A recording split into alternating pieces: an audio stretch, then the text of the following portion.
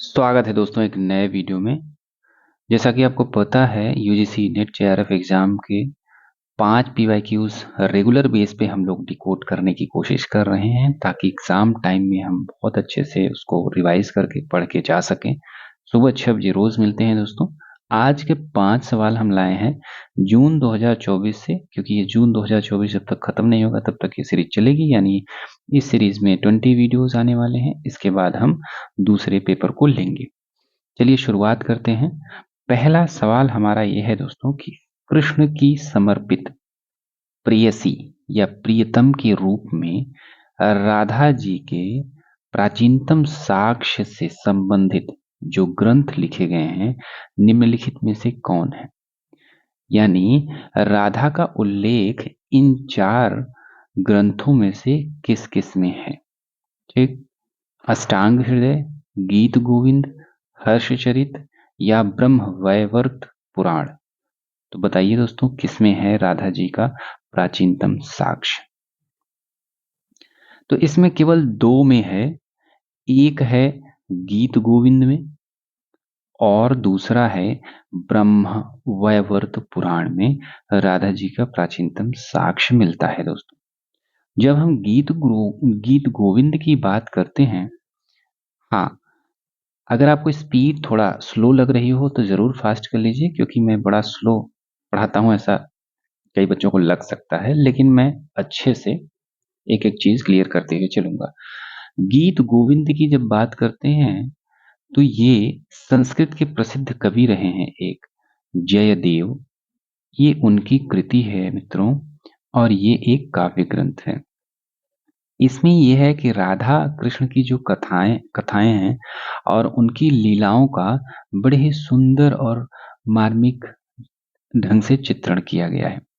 साथ ही प्रेम के सभी भारतीय रूपों की बड़ी तन्मयता और कुशलता के साथ इसमें वर्णन किया गया है, जो कि है गीत गोविंद पुस्तक जयदेव की।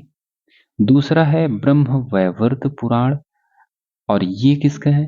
ये 18 पुराणों में सबसे प्राचीन पुराण माना जाता है। यानी प्राचीनतम पुराण जो है ब्रह्मा वैवर्त पुराण माना गया है। इसमें वर्णन 2 लोगों का है।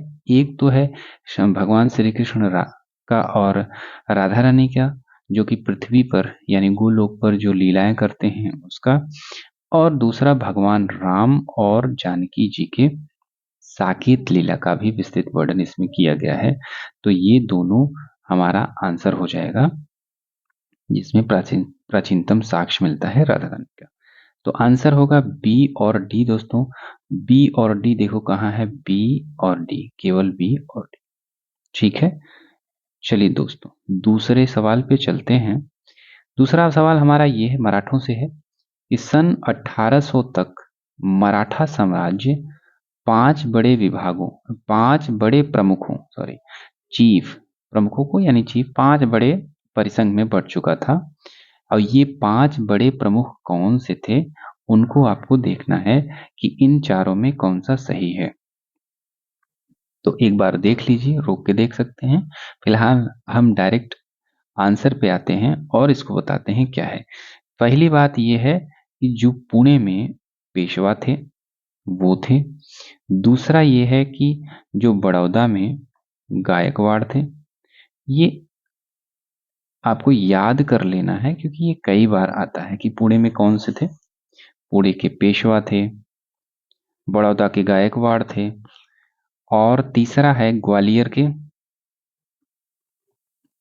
के सिंधिया। चौथा है इंदौर के होलकर। पांचवा है नागपुर के भोसले। ये 5 लोगों में या 5 चीफ या 5 प्रमुखों में डिवाइड किया गया था मराठा साम्राज्य को। तो ये पुणे में पेशवा, बड़ौदा में गायकवाड़, ग्वालियर में सिंधिया, इंदौर में होलकर और नागपुर में भोसले, ये इस तरीके से बांटे गए थे परिसंघ। इनके बीच साम्राज्य का जो प्रशासनिक और सैन्य नियंत्रण था वो सब भी बटा हुआ था, लेकिन अक्सर इन सब में आपसी प्रतिस्पर्धा होती रहती थी और संघर्ष लगातार चलता रहता था। इसी के कारण ये सब कमजोर होते गए। अंततः मराठा साम्राज्य कमजोर होता गया और आपसी संघर्ष और ब्रिटिश ईस्ट इंडिया कंपनी के बढ़ते प्रभाव के कारण ये धीरे धीरे इनका साम्राज्य खत्म हो गया। ये था हमारा दूसरा सवाल। आगे चलते हैं तीसरे पे कि स्पेनिश फ्लू आया था जो कि 1918 में आया था। सर्वप्रथम भारत के किस शहर में पहुंचा था? जैसे कोविड आया था हाल फिलहाल में, और उसी तरीके से 100 साल पहले लगभग 1918 में स्पेनिश फ्लू आया था। वो बंबई शहर में सबसे पहले भारत में पहुंचा था। ये दोस्तों 20वीं सदी का 20वीं सदी सदी हमने बताया था, जब भी सदी की बात आए तो एक कम कर लीजिए। 20वीं सदी दे रहा है तो एक कम करिए 19, फिर 01 लगाइए। 1901 से 1999 क्या है, इनके बीच में क्या हो जाएगा? 20वीं सदी। मार्च 1918 में, जो कि मार्च 1918 में यूएसए में, अमेरिका के फनस्टन से प्रथम महायुद्ध यानी फर्स्ट वर्ल्ड वार फर्स्ट चल रहा था। ये कब से था? 1914 से 1918। ये लगभग समाप्त होने वाला था, लेकिन इसके बीच में ही ये फैल चुका था और भारत के बंबई में भी ये आ गया था। सबसे पहले यही मिला था साक्ष्य। और दुनिया की लगभग एक तिहाई, पूरी दुनिया की लगभग एक तिहाई यानी लगभग 33% आबादी प्रभावित हुई थी इससे, स्पेनिश फ्लू से उस समय 1918 में। फोर्थ क्वेश्चन है, ये है 19वीं और 20वीं सदी में चित्रकला की समृद्धि और विकास के बारे में निम्नलिखित कथनों पर विचार कीजिए। तो ये 4 ऑप्शन दिए हैं दोस्तों, लेकिन इसमें हम पहले बात कर लेते हैं। जैसे कि बताया कि 19वीं और 20वीं सदी की बात चल रही है, तो जब भी सदी की बात आए तो एक कम करेंगे। 19वीं सदी यानी एक कम करो 18 आ जाएगा।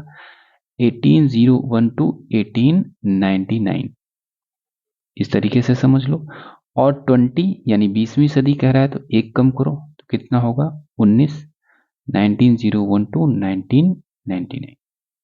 ठीक, तो ये सदी को समझने का एक तरीका होता है। ये पूरा होता है 2000 तक आएगा, लेकिन हम समझने के लिए लिखे हैं। तो इसमें 4 ऑप्शन हैं और चारों देखते हैं कि पहला है कि कलकत्ता स्कूल ऑफ आर्ट की स्थापना 1854 में हुई थी। तो क्या ये सही है या गलत है? तो आंसर, इसके ऑप्शंस काफी लंबे हैं दोस्तों, तो एक एक को बात करते हुए चलेंगे। तो पहला ये है सही, क्योंकि 1854 में स्थापना तो हुई थी और एग्जैक्ट देखेंगे तो 16 अगस्त 1854 में इसकी स्थापना होती है। दूसरे नाम से उसका नाम है industrial industrial art school. Industrial art school के नाम से स्थापना होती है 1854 में, जिसको बाद में गवर्नमेंट स्कूल ऑफ आर्ट कर दिया जाता है। Government school of of art नाम से जाना जाता है ये। लेकिन स्थापना कब होती है? 1854 में, 16 अगस्त 1854 को।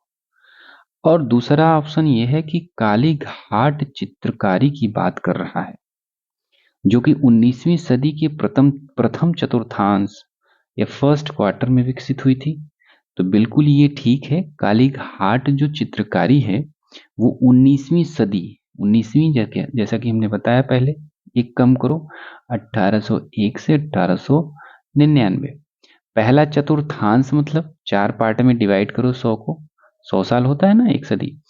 ठीक है, तो 4 में डिवाइड करोगे तो 25 साल होगा। तो यानी 1801 से 1825 के मध्य ये विकसित हुई थी। क्या ये इसी समय काल के अंतर्गत आ रही है? बिल्कुल आ रही है। 19वीं सदी ठीक है, प्रथम चतुर्थांश है, इसमें विकसित हुई थी। इसके बारे में थोड़ा और जान लें तो ये दोस्तों कलकत्ता, ये कोलकाता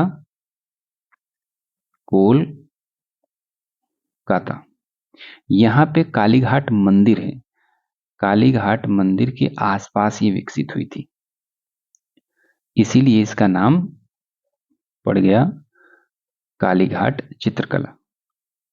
ठीक है, अब तीसरे ऑप्शन पे चलते हैं। तो सन 1905 में अवनींद्र टैगोर ने सर्वप्रथम भारत माता का चित्र बनाया था।